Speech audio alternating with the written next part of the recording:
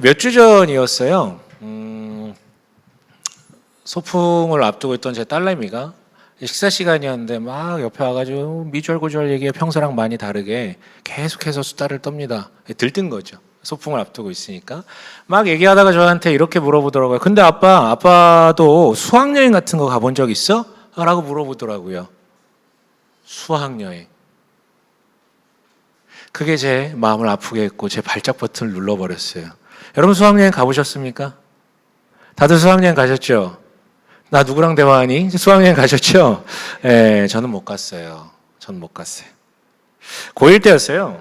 고1 올라가서 이제 각자 다른 중학교에서 올라온 친구들.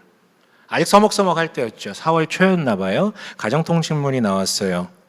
목적지는 경주고 이때 간다. 회비는 만 20만 원 정도 적혀 있었던 것 같아요. 그걸 가지고 집으로 가져가서 들이밀었죠. 그 가정통신문을 본 저희 아버지는 뭐라고 하셨을까요? 어디 목사 아들이 주일 빠지고 거길 가니 안 돼. 라고. 여러분 공감 능력이 없습니까? 제가 일부 시간에 이렇게 얘기했더니 이러던데. 공감 능력이 없나요, 여러분? 고1 첫 수학여행 못 갔어요. 네, 못 갔어요. 여러분 제가 지금 내가 지금 누구한테 공감 능력을 얘기하고 있지 지금? 이상하네. 뭔가 이상하네요, 여러분. 네. 근데 물론 저는 또 다른 이유도 알고 있었어요. 왜냐하면 그 어간에 저는 늘 전화기를 붙잡고 계신 어머니의 이미지를 기억하고 있거든요. 뭐냐면 생활비가 떨어질 때쯤 되면 저희 이제 큰 집에서 매월 10만 원씩 보내줬거든요. 근데 그게 일정치가 않았던 거예요. 그러니까 생활비가 떨어지면 폰뱅킹으로 이제 은행에 전화를 하는 거죠. 돈이 들어왔나 안 들어왔나.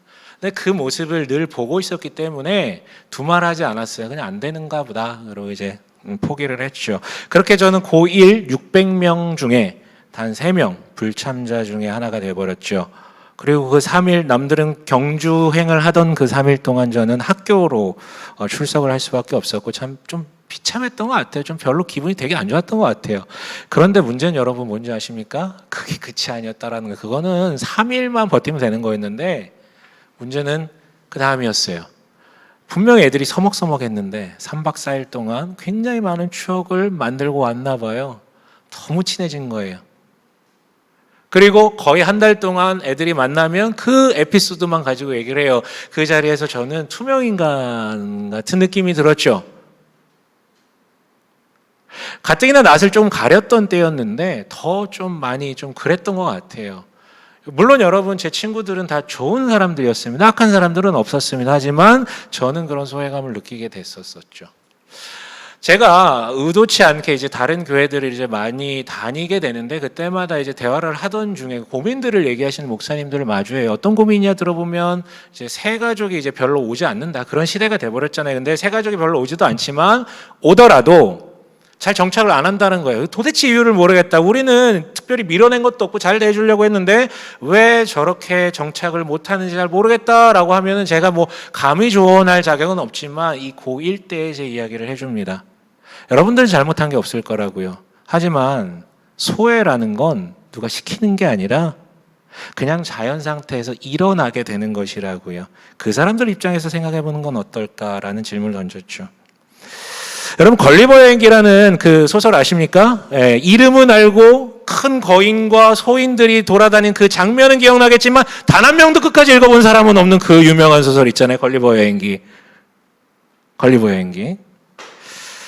여러분 이 소설은요. 영국 작가 조너던 스위프트라는 사람이 선장 걸리버가 이제 총 4개 정도의 나라를 돌아다니는 그 여행기식의 이제 풍자 소설이에요. 당대 이제 제국주의에 물들어 있는 유럽 사회를 비판하기 위해서 쓴 소설이거든요. 자, 걸리버가 처음에 어느 나라로 갑니까? 다 아시는 그 나라요. 무슨 나라? 서인국 말고 소인국. 죄송합니다. 여러분 너무 얼굴이 굳어 있어가지고 제가 이제 몹쓸 드립을 치잖아요. 몹쓸 드립을 치지 않습니다. 여러분 탓이에요, 이건 다. 네, 아무튼 죄송합니다. 소인국을 갔어요. 갔더니 어떻게 됩니까? 걸리버는 원래 걸리버였어요. 근데 가자마자 무슨 대접을 받습니까? 거인 대접을 받죠. 근데 아다리가 맞아가지고 그때 소인국 간의 전쟁이 일어났는데 자기가 도착한 그 소인국을 도와주게 돼요. 거인이니까 포탄 다 막아주고 하면서 이제 다 물리쳐주죠. 그래서 일약 영웅이 됩니다. 그러나 조금 시간이 지나자 그 나라의 백성들은 비난하기 시작해요. 저것이 우리나라의 문화를 존중하지 않는다. 당연하죠. 처음 가보는 나라인데, 소인들의 나라인데, 그거 어떻게 합니까? 그래서 쫓겨나게 됩니다. 근데 그 다음으로 간 두 번째 나라가 어디였냐면 거인국이었어요. 거기서 이 사람은 걸리버는 여전히 걸리버인데 무슨 취급을 받습니까? 소인 취급을 받죠. 그래서 어떻게 되냐면 새장 속 애완동물처럼 가두어져서 그냥 구경의 대상이 됩니다. 여러분 어떻습니까? 누구도 걸리버가 뭐라고 느끼는지 어떻게 느끼지는 묻지 않아요. 근데 자기들 기준에서 그 사람을 평가하고 걸리버는 그냥 걸리버였는데 소인이다, 거인이다, 그리고 악이다, 좋다 나쁘다 이런 것들을 규정하고 다니죠. 작가는 그걸 꼬집고 싶었던 것 같아요. 우리가 정말 선인가? 지금 우리가 사는 방식은 이게 맞나? 무엇이 선과 악인가?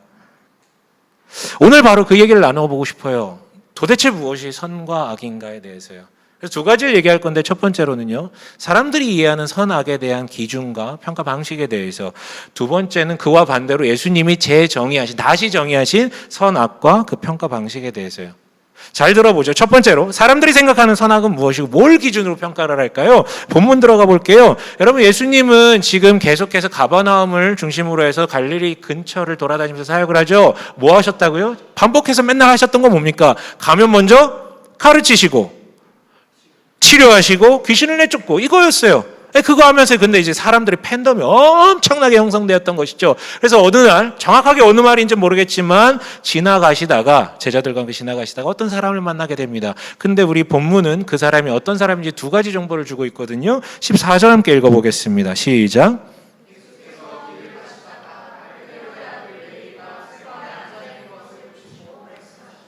네, 계속이요. 네, 두 가지 정보요. 하나는 그의 이름이요. 레위. 여러분 레위라는 이름 익숙하지 않습니까? 레위 지파가 떠올리실 건데 사람 이름으로도 많이 쓰였거든요. 근데 레위가 누군지 별로 친숙하지 않잖아요. 근데 여러분 제가 한순간에 친숙하게 만드릴게요. 이 사람의 이름 혹은 호칭 다르게 불리길 마태라고 불립니다. 마태복음의 저자죠. 12 제자 중에 하나였던 세리 레위 마태였어요. 자, 그런데 또 하나의 정보를 우리는 알 수 있죠. 뭐냐면 그의 직업입니다. 직업이 뭐라고 합니까? 세리라고 하고 있죠. 세리는 무엇입니까? 우리로 따지면 세금 공무원, 국세청 직원 정도 아주 평이한 객관적 정보죠. 하지만 우리는 이미 알고 있습니다. 세리라는 정보 뒤에 또 다른 이미지가 하나 떠오르죠. 어떤 이미지요? 어떤 이미지입니까? 천하에 찢어 죽일 죄인이라는 이미지요. 왜 이런 이미지가 형성되었습니까? 왜냐하면 우리로 따지면 친일파, 아주 극심한 친일파, 그냥 친일파가 아니라 우리의 세금을 떼어간데 우리를 지배하고 있는 로마의 어떤 명령을 받아가지고 사람들로부터 세금을 가져갔는데 정당한 세금에다가 자기의 불이한 이익들을 붙여가지고 마구마구 뜯어냈기 때문에 너무 분노했거든요. 근데 여러분 부역자가 한둘이었겠습니까? 그 당시에 로마 제국 천지인데 수도 없이 많았지만 왜 하필 이 세리들이 가장 극심한 죄인으로 불림받았을까요? 이유는 하나예요. 직접적으로 피해를 주는데 동시에 이 사람들은 마을마다 있었거든요. 다른 부역자들은 저 수도로 갔었겠죠. 그런데 이 사람들은 마을마다 있었거든요. 눈에 보이는 거예요. 근데 직접적인 피해를 줘요. 그러니까 그 인간들은 세상 정말 죄인 중에 죄인이었던 것이죠. 그래서 여러분들 앞으로 세리를 떠올리시면 이 단어를 떠올리시면 됩니다. 개세리. 발음 정확하게 하셔야 돼요. 개세리. 예. 저는 세리라고 했어요. 끼라는 표현은 쓰지 않았습니다. 아무튼 최악의 죄인들. 그런데 여기서 놀라운 일이 발생합니다. 예수님께서 그 세리 레위를 포함한 심지어 레위의 친구들인 동료 세리들과 함께 식탁교제를 하는 장면이 포착돼요. 근데 이게 왜 놀라운 일들일까요? 자, 한번 소란이 일어나기 때문인데 한번 볼까요? 16절 함께 읽어봅니다. 그 장면을 본 율법학자들이 이렇게 묻습니다. 16절입니다. 시작.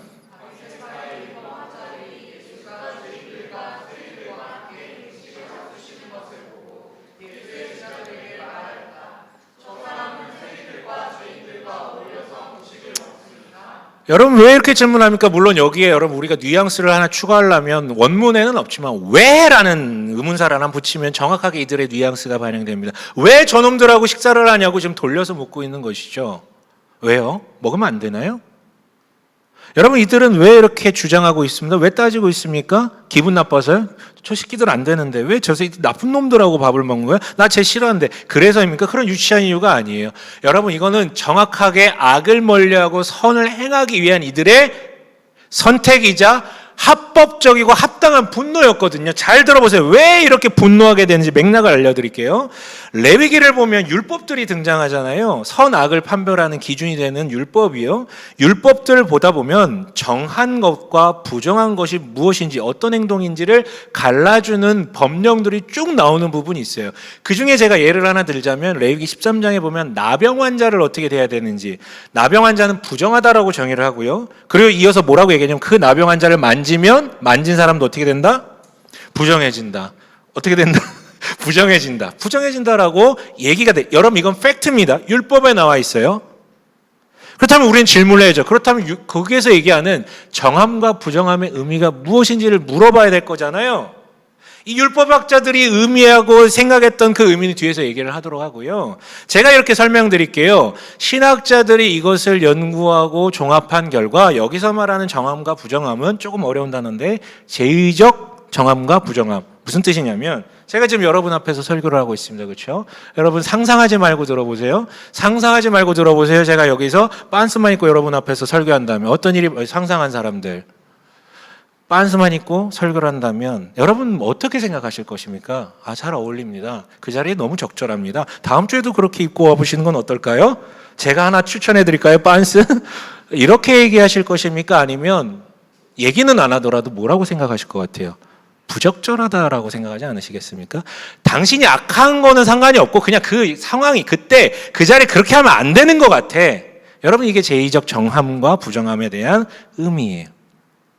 근데 여러분 이런 이해가 우리에게 다가온 것은 이 신약 이후에 예수께서 율법에 대해서 재해석해 주셨기 때문에 그걸 근거로 우리가 이렇게 해석하고 이해할 수 있는 거고요. 예수님 이전에 율법이 주어진 지로부터 2000년이 지난 그 예수님 때까지 2000년 동안 뭐라고 정함과 부정함을 해석했냐면 악과 선으로 해석을 했어요. 정한 건 선한 자, 악한 건 부정한 자. 그 결과 어떤 해석의 결과물들이 발생합니까? 지난주 중풍병자 얘기했잖아요. 나병 환자 얘기했잖아요. 중병에 걸린 것은 무엇 때문이다? 저 사람이 악하기 때문에 하나님께서 정의 심판을 내린 것이다 라고 이해를 했어요. 또 이런 식으로 이해했겠죠. 그런 악한 자, 즉 정말 부정한 자, 악한 자와 접촉을 하면 나도 어떻게 된다?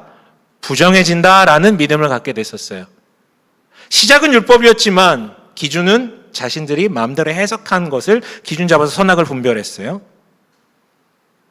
그러니 나와 우리와 똑같이 율법을 가르친다라는 저 예수가 저 악한 자들, 저 부정한 자들과 식탁교제하는 장면 자체는 사회적 나병 환자인 저자들과 접촉한다라는 것 자체는 저 사람도 악인이 되는 것 아닌가? 그냥 말이 안 되는 건데 그래서 분노했던 거였거든요. 자, 잠깐 정리해보죠. 그들에게 있어서 선악은 뭐였습니까? 바로 율법이 아니라 정확히 하면 율법을 해석한 자기들의 잣대를 가지고 평가의 기준은 뭐였습니까? 내 눈에 보이는 저 사람의 태도, 행동들을 가지고 평가를 했어요. 그래서 선은 뭡니까? 안식일을 지켜야죠. 안식일에 회당 가야죠. 안식일에 노동하지 말아야죠. 누가 죽어나가게 생겼어도 고치면 안 됩니다. 그게 행동이 거룩한 행동이니까. 그게 선이니까. 악은 무엇입니까? 지금까지 뭐가 악으로 규정됐죠? 귀신 들린 거, 병 걸린 거, 세리라는 직업을 가진 거, 그리고 그들과 식사 함께 하는 거. 다 자기 지금 눈에 보이는 행동을 기준으로 판단합니다. 근데 여러분 그게 그들만의 문제였을까요? 지금 우리도 그렇지 않나요? 서사는 궁금하지 않아요. 지금 내 눈에 저 XX가 그렇게 행동하면 나쁜 놈이에요. 그래서 나쁜 인간이야. 나쁜 행동과 나쁜 사람을 분리하지 않아요. 행동이 그렇게 보이면, 태도가 그렇게 보이면 저 사람은 나쁜 사람입니다. 나한테 잘해주면 좋은 사람이고요.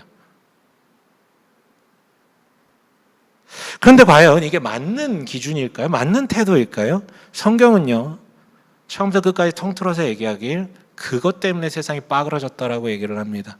그것 때문에 이렇게 혼란과 분란이 일어났다고요. 그것 때문에 분리와 소외가 일어났다라고 우리한테 얘기를 해줍니다. 그렇다면 여러분, 둘째로 이게 아니라면 예수께서 다시 재정의하신 선악과 그 판단의 기준들, 잣대들은 무엇일까요? 그들이 이렇게 질문했는데 예수께서 단 한 구절로 답변하시는데 거기에 다 담겨져 있어요. 이거 너무 유명한 구절이죠. 17절 한번 읽어보겠습니다. 함께 읽겠습니다. 시작.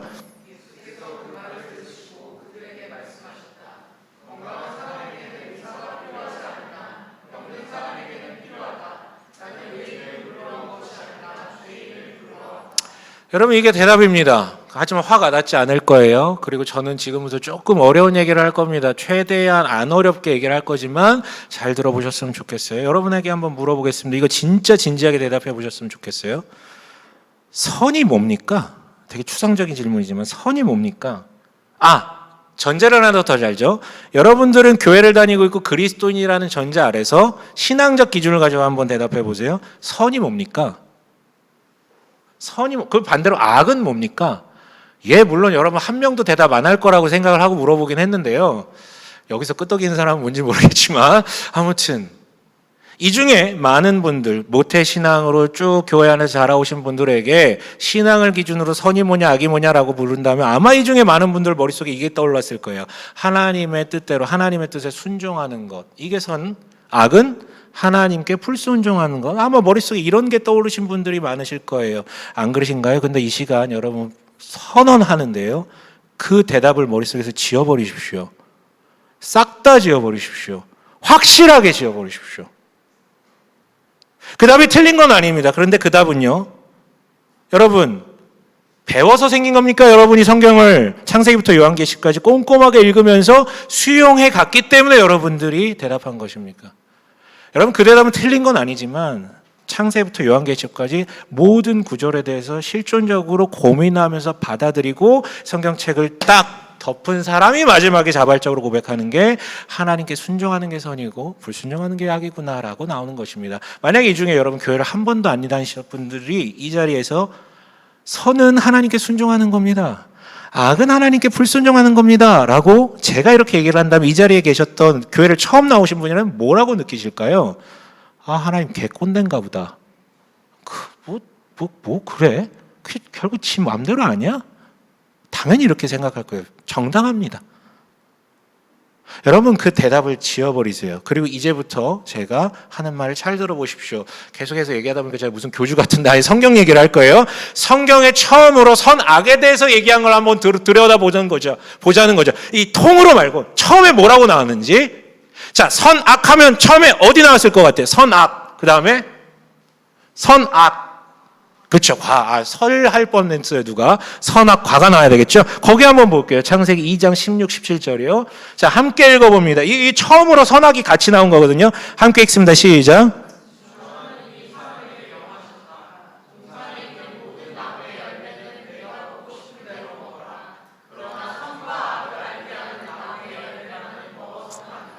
네, 여러분 간단하게 말씀드릴게요. 선이 뭐냐고 16절에 얘기하는 거예요. 뭐냐면 하나님께서 우리를 위해 주신 모든 것들을 마음껏 누리면서 자유하게 사는 것, 그게 선이에요.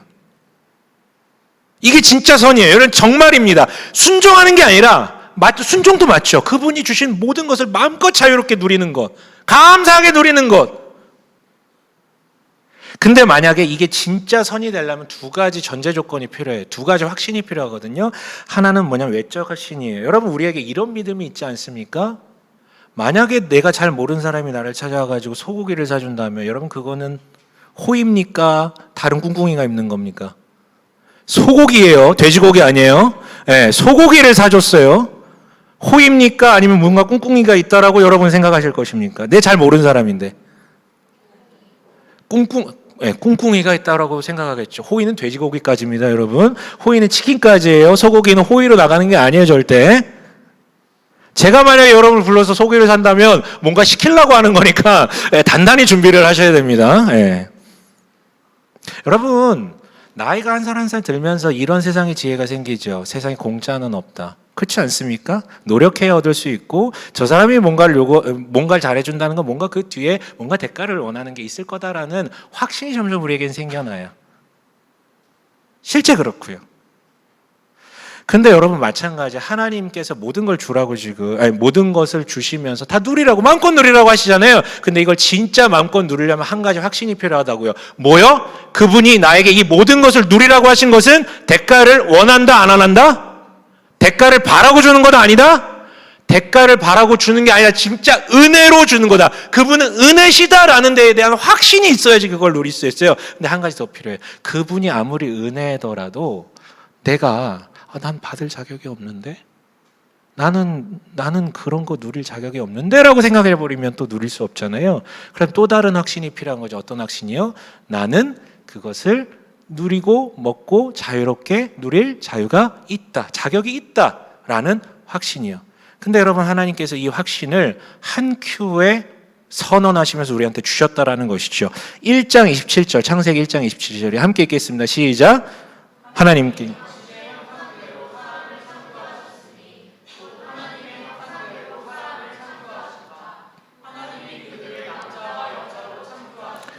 이게 그 답입니다. 하나님이 우리를 본인과 다른 존재로 만드셨대요? 같은 존재로 만드셨대요?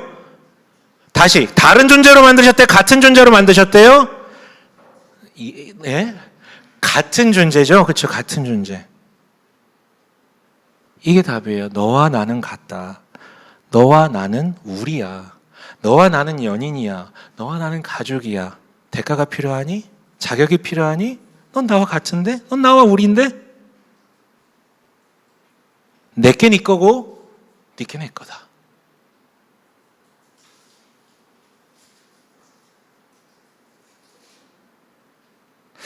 하나님을 그런 식으로 바라보게 된다면, 그리고 자기의 존재를 그런 식으로 바라보게 된다면 모든 열매를 마음껏 누리게 되겠죠. 난 받을 만한 자격이 있고 그분은 대가 없이 나한테 베풀어 주시기 때문에. 이런 시선이 내 안에 머물게 된다면 사람도 그런 식으로 바라보게 되겠죠. 은혜를 주고 받습니다. 의심하지 않고요. 우리로 묶이게 되는 것이죠. 여러분, 이게 선입니다. 그렇다면 여러분, 단도직입적으로 물어볼게요. 선은 행동입니까? 그분을 바라보는 시선입니까? 선은 행동입니까? 나를 바라보는 시선입니까? 행동이에요? 시선이에요? 행동입니까? 시선입니까? 시선이죠. 그분이 참 은혜로운 분이다. 그리고 나는 받을 자격이 있다라는 시선이 행동으로 이어지죠. 마음껏 누려요. 그리고 풍성한 정감 가운데 샬롬을 누리게 됩니다. 여러분, 이게 선입니다. 하나님께 순종해야 된다. 그게 아니라 하나님의 은혜로우심 온전히 받아들여가지고 정말 모든 것, 그가 주신 모든 것을 의심 없이 누리는 상태. 여러분, 이게 선입니다. 그럼 악은 뭡니까? 정반대겠죠. 여러분, 마귀의 꼬드김, 그 뱀으로 변한 마귀의 꼬드김 때문에 넘어가잖아요. 뭐라고 꼬드긴지 한번 보세요. 3장 5절입니다. 함께 읽겠습니다. 시작.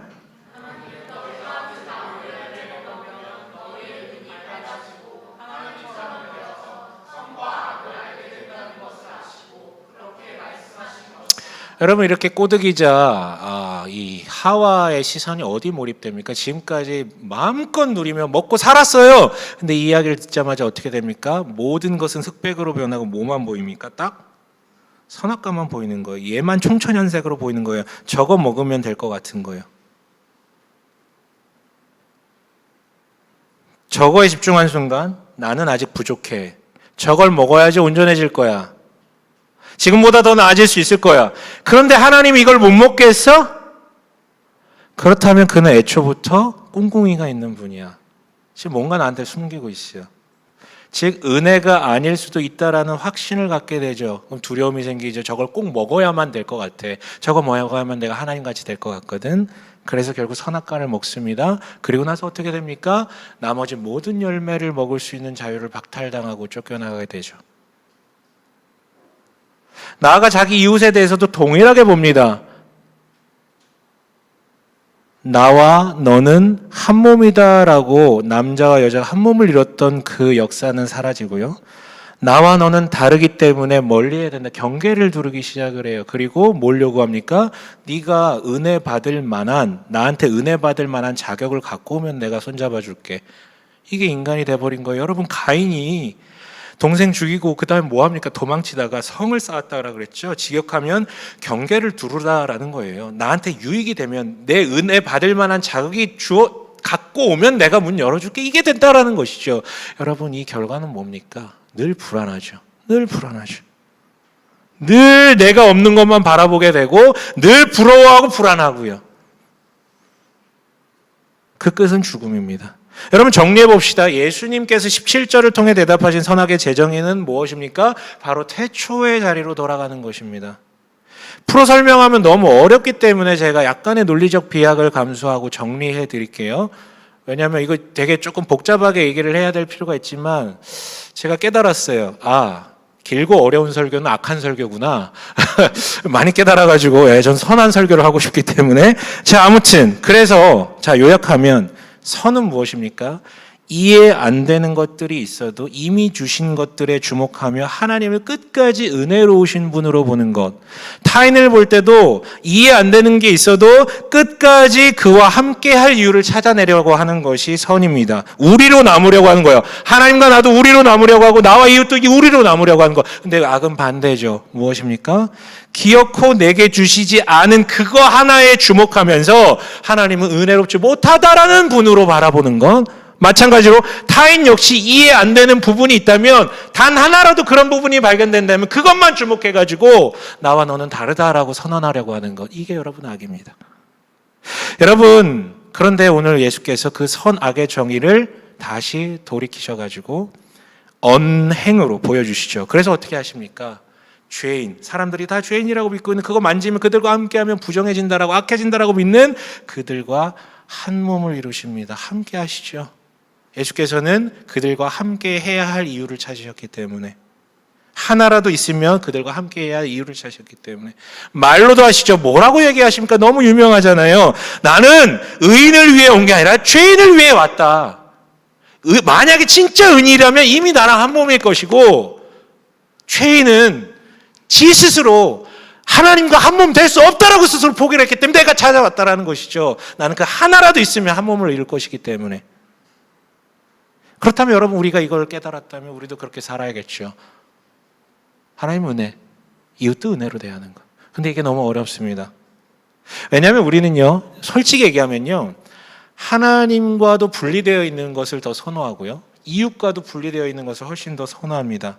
왜 그런지 아십니까? 우리가 뭔가를 선택할 때는 다 이유가 있어요. 그게 나한테 이롭다라고 느끼기 때문에 그런 선택을 하는 거거든요. 아니 뭔 소리입니까? 하나님과 한 몸을 이룬다는 건 너무 선하고 아름다운 것 아닙니까? 예, 말로는 그럴 수 있죠. 근데 그렇게 하지 않는다면 실제 자신의 삶이 늘 하나님으로부터 도피하고 살고 있다면 뭔가 이유가 있기 때문에 그게 자기한테 유익을 주기 때문이죠. 도대체 무슨 유익입니까? 하나님과 분리하면 무슨 유익이 있습니까? 여러분 잘 들어보십시오. 이런 거예요.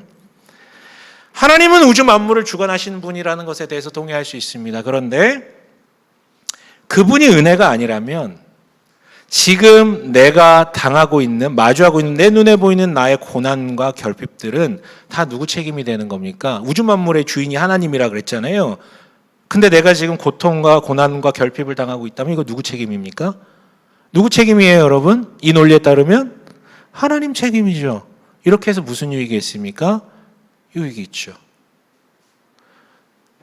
절대자가 가해자가 되고 나는 그 가해자로부터 핍박받는 피해자가 되는 거예요. 그래서 무슨 유익이 있냐고요?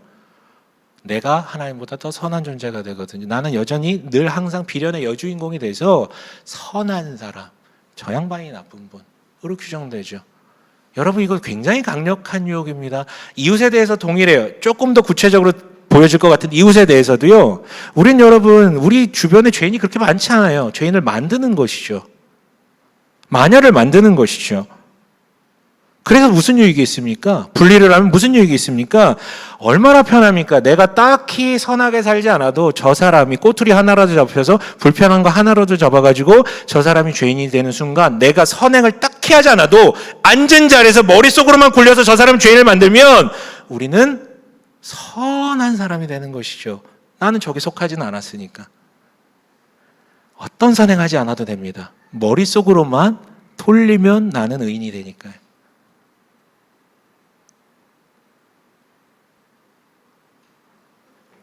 하나만 있으면 됩니다. 나랑 다른 거 하나만 있으면 됩니다. 불편한 거 하나만 있으면 됩니다. 그러면 우리는 솜씨 좋은 장인처럼 작가처럼 소설을 써내려갑니다. 저 사람과 함께 하지 말아야 될 이유 100가지. 여러분 하나님은 은혜롭지 못한 심지어 가해자가 되어야 됩니다. 타인은요 역시 은혜롭지 못한 심지어 죄인이 되어야 됩니다. 왜요? 우리가 다 자기중심적이기 때문이죠. 여러분 저는 이것이 바로 선을 가로막는 악이고 성경이 의미하는 죄의 뜻입니다. 그리고 저는 이런 의미에서 저는 죄인이 맞습니다. 저는 정말 죄인이에요. 정말 다시 태어나도 죄인일 것 같아요. 진짜예요. 근데 여러분들은 어떻습니까? 여러분들은 어떻습니까? 여러분들 하나님을 가해자로 만드신 적 없으신가요? 여러분들은 타인을 죄인으로 만드신 적 없으신가요? 그렇다면 이 자리에 없겠죠. 이미 하나님과 한 몸을 이뤘기 때문에. 그렇다면 우리는 그 선에 이를 수가 없는 것입니까? 이 본성을 어떻게 해야 되는 것입니까? 여러분, 그런데 예수님께 주목해 보십시오. 앞서 태초에 하나님은 우리를 하나님의 형상이라 부르며 나와 너는 같다라고 계속해서 선언하셨다 그랬어요. 근데 이걸 받아들이지 못했잖아요. 나와 하나님 다릅니다. 하나님 꿍꿍이가 있는 것 같습니다. 라고 선언했다 그랬잖아요. 근데 가만히 생각을 해보니까 제가 공감 능력이 별로 안 좋은데 이 아담과 하와에게는 조금 공감이 되더라고요. 뭐가 공감이 되냐면 눈에 보이는 게 없었잖아요. 선언만 있잖아요. 내가 너와 같다라는 선언이 있었고 그가 주신 것을 누리면서 느낌은 있지만 눈에 보이는 건 하나님은 나와 다른 분 같거든. 저 멀리 계신 분 같거든. 자기 눈에 본 것에 근거해서 자기 못 받아들이겠다 이거지. 나와 다른 분이에요 당신은. 꿍꿍이가 있는 분이에요 라고 선언했다라는 거죠. 그런데 여러분, 그 하나님께서 그래서 어찌하셨습니까? 그걸 받아들이지 못했기 때문에 다 빠그라졌는데 그래서 결론은 어떻게 합니까? 다 죽여버립니까? 아니요. 여러분, 어떻게 하셨습니까? 그가 직접 우리 눈으로 볼 수 있는 인간의 몸을 입고 오시고 우리와 함께 하셨던 것이죠. 그리고 외치십니다. 나는 너와 같다. 나와 너는 하나다. 눈으로 보여주신 거예요. 못 믿으니까. 거기서 그친가요? 모든 사람들이 죄인이라고 확실히 규정한, 절대 저 사람은 나랑 함께 할 수 없다라고 규정한 그 사람들하고 만나고 식탁교제 하십니다. 예, 사람들은 다 믿어요. 저 사람과 함께하는 당신도 죄인이 될 것이다라고요. 아랑곳하지 않습니다. 나는 이 사람에게서 함께해야 할 한 가지라도 보았다. 그렇다면 상관없다. 나는 이 사람과 하나다. 여기서 끝나나요? 아니요, 여러분, 우리 마가복음 마지막쯤에 이 얘기를 나눌 거예요. 원래 우리는요, 하나님의 은혜를 거부하고 반역했기 때문에 죽음에 이를 수밖에 없습니다. 그게 우리의 숙명이에요. 근데 마지막에 무슨 얘기가 나옵니까? 그 예수께서요, 우리가 받아들여야 될 죽음을 본인이 짊어지셨다라는 것이죠. 이유는 뭐예요? 너와 나는 하나이기 때문에 네 죽음을 내가 가져가겠다. 나의 생명을 네가 가져가라. 너는 나와 하나이기 때문에. 우린 눈에 보이는 대로 믿잖아요. 그래서 눈에 보이는 것들로 해주셨어요. 눈에 보이게끔 이 땅에 오셨고요. 눈에 보이게끔 죄인을 안 하셨고요. 눈에 보이게끔 죽어주셨어요. 눈에 보이는 거 좋아하니까 우리가. 여러분, 이렇게 확실한 증거들이 있는데 도대체 우리를 향한 하나님의 사랑과 은혜를 거부하고 의심할 이유가 있습니까? 막을 것이 있습니까? 없죠. 만약 우리가 하나님이 진짜 은혜다라는 사실, 그거에 대한 시선을 가질 수만 있다면, 믿을 수만 있다면 당신은 시선이, 자신을 향한 시선도 바뀌겠죠. 나는 하나님이 사랑하시는 고귀한 존재라는 것에 대한 확신을 갖고 살게 될 것입니다. 자신을 그렇게 보면 타인도 그렇게 보게 되겠죠. 쟤도 사랑받을 만한 존재야. 나랑 다른 게 아니라 쟤도 하나님의 사랑받을 만한 나랑 같은 존재고 같은 것을 봐서 어떻게든 함께 하려고 하겠죠. 진짜 악인이 아닌 이상. 거기에는 고독과 소외가 없습니다.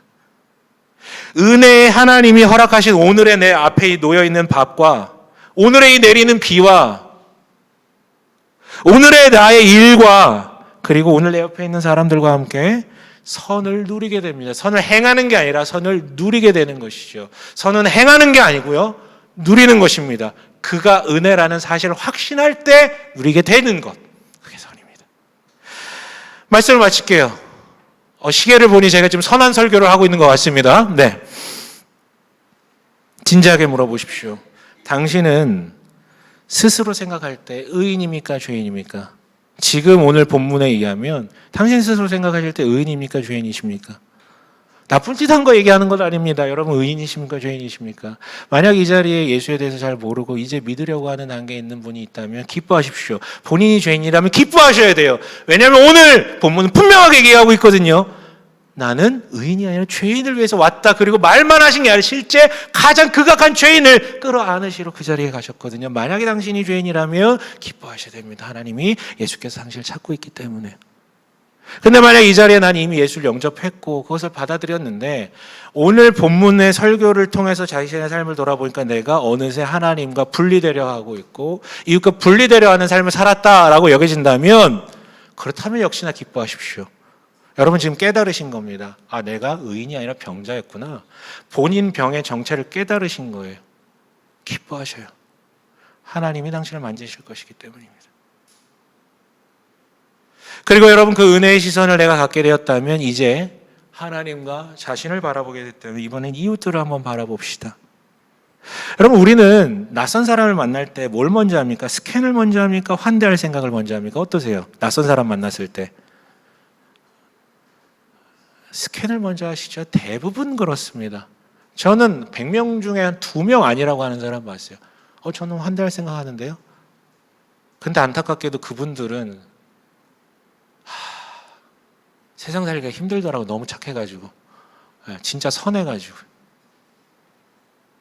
우린 보통 스캔을 먼저 해요. 그래서 뭘 보냐면 나와 뭐가 다른지 뭐가 같은지를 봅니다. 다른 게 많으면 불안해지고요. 비슷한 게 많으면 편해집니다. 가장 다른 게 뭡니까? 눈에 보이는 거 가장 다른 게 뭡니까? 피부 색깔 아닙니까? 그런 걸로 이제 거리를 두게 되죠. 불안하니까. 그러나 여러분 제안합니다. 여러분 먼 나중 얘기하지 않을게요. 제안 드릴게요. 이번 주에 할 수 있는 일입니다. 당신은 이번 주에 낯선 사람을 만나게 되면 부디 이렇게 바라보십시오. 뭐가 나와 다르지라는 질문 던지지 마시고, 이건 여러분이 평소에 본능적으로 하시던 질문이에요. 그 질문 던지지 마시고요. 뭐가 나와 같지? 그래서 나와 제가 우리로 묶일 수 있는 가능성을 한번 발견해 보셨으면 좋겠어요. 그리고 나아가 이런 건 어떨까요? 조금 더 신앙이 있다면 저는 이런 질문도 던져보셨으면 좋겠어요. 이미 내가 좀 불편해진 사람들이 있을 거예요. 분명히 있어요. 그렇다면 여러분은 이미 그가 왜 불편하고 왜 안 좋은 사람인지에 대한 리스트 100가지를 갖고 있을 것입니다. 지금 앉은 자리에서도 쓰실 수 있을 거예요. 그렇다면 조금 다르게 낯설게 봅시다. 그럼에도 불구하고 쟤를 좋아할 만한, 왜 좋은 사람일 수도 있는 이유를 딱 3가지만 한번 써보십시오. 불편한 사람이 주변에 없다면 이미 익숙한 사람들에 대한 것도 한번 써보세요. 뭐 부부면 부부, 연인이면 연인.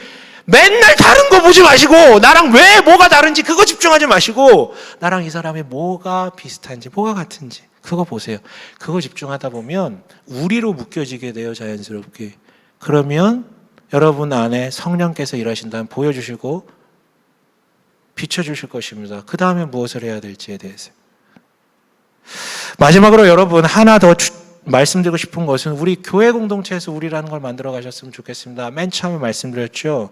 소외는 시키는 게 아니라 일어나는 것이라고요. 누가 악해서가 아니라 일어나는 것이라고요. 근데 학교는 그럴 수 있어요. 거긴 그냥 배우러 가는 곳이니까. 교회는 그래서는 안 되겠죠.